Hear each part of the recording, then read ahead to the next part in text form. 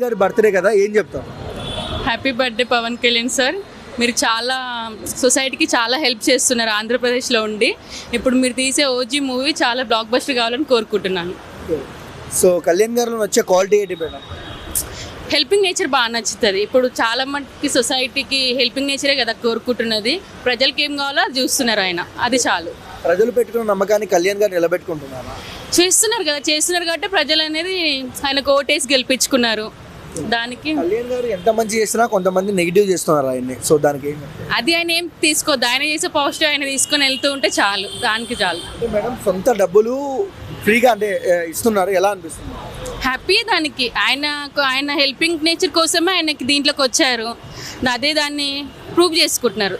అంటే శాలరీ కూడా అనాథ పిల్లలకు దానం చేస్తున్నాడు, ఎలా అనిపిస్తుంది?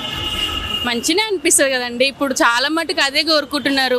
మెయిన్ పిల్లల కోసము, మెయిన్ పేదవాళ్ళ కోసం చాలా మంది చూస్తున్నారు కాబట్టి దానికి బెటరే. సో తన పిల్లలు తన ఫ్యామిలీ కన్నా ప్రజలే ఎక్కువ అంటున్నాడు. సో ఆ మాటలు విన్నప్పుడు ఒక ఓటర్గా ఎలా అనిపిస్తుంది? హ్యాపీ అనిపిస్తుంది. సో ఇలాంటి నాజిక్ అంటే కళ్యాణ్ గారి లాంటి సేవకుడిని ఎప్పుడైనా చూసారా మీ కెరియర్లో?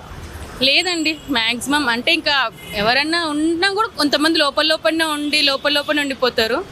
సార్ ఏంటంటే బయటకు వచ్చి కొంచెం ప్రూవ్ చేసుకొని ఆయనదేంటో ప్రూవ్ చేసుకున్నారు.